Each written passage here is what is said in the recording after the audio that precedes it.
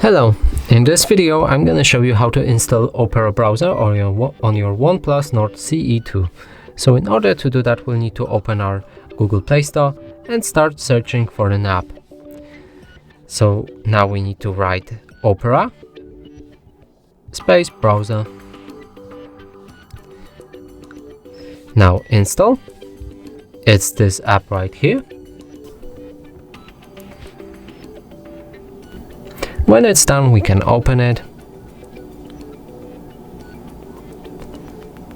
and begin its customization.